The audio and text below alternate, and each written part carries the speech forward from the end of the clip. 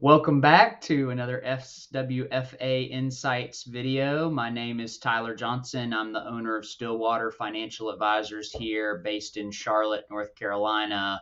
And this week we're going to be picking up where we left off last week and continuing our discussion around options for education savings. If you haven't seen last week's video, you can go back and watch it. I cover the four primary ways or paths that people save for the education needs of their children. This week, we're specifically diving deeper on probably the most common form, which is using what's called a 529 savings plan. As I shared last week, 529 plans are issued at the state level and could offer state tax benefits for their residents to save into their specific state plan. Obviously, if you're in a state that doesn't have state income taxes, that's a non-issue. But you can use any state's plan that you want. It may not offer you a tax benefit, but you can go out there and buy any state's plan and tailor that to the right option for you, your child, and the investment needs that you're targeting. There are no annual contribution limits or income savings restrictions on the 529 plans, which make them an excellent place to build assets quickly for those future education needs.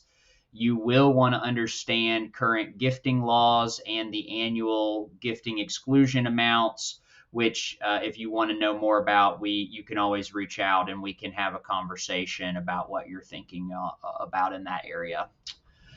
The allowed investment choices within a 529 plan for any state are selected by the administrator of the plan, so you do want to make sure that you're comfortable with any of those pre-selected investment options in the plan that you ultimately choose.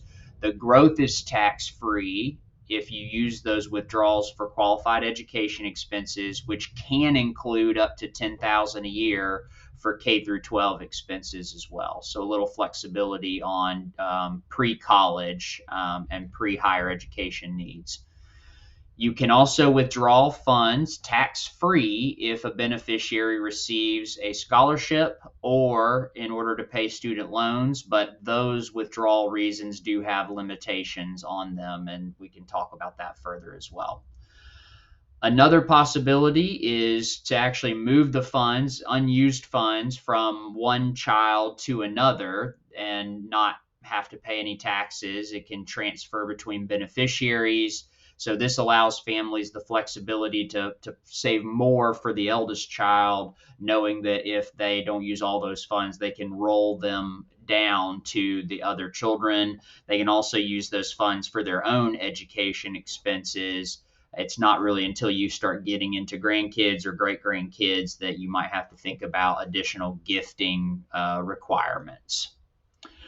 Lastly, a new law allows for about $35,000 of the unused 529 funds to be rolled into that beneficiary's Roth IRA. You have to adhere to the annual Roth IRA contribution limits. So if it's a higher amount, it's going to take multiple years, but that is a way to transition without tax penalties, unused 529 funds into a different vehicle that's advantageous for the beneficiary.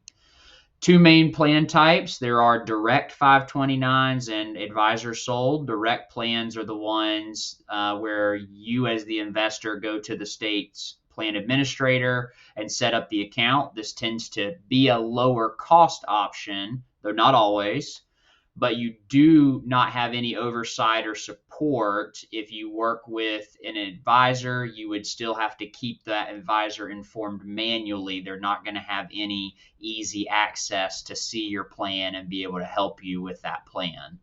Advisor sold plans are set up to interact with your chosen financial advisor.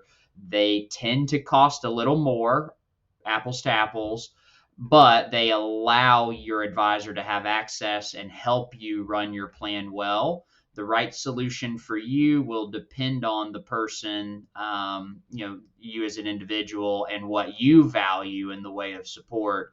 There is a wide disparity between all the plans out there. So if you are trying to figure out options, again, reach out to me as a resource. You need to have somebody you trust making sure that they're advising you in your best interest. 529s function like an educational Roth IRAs with some possible added state tax benefits as a bonus, which means that these accounts grow completely tax-free as long as they're used for education expenses.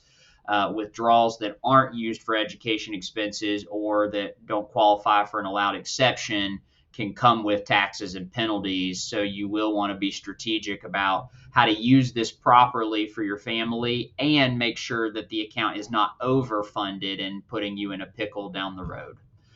That's all we're going to have time for today. I try to keep these videos a little bit shorter and more digestible, but if you do have more questions on this topic or any others, don't hesitate to reach out to me. You can interact with me at stillwaterfa.com, or you can just give me a call at 704-248-5553.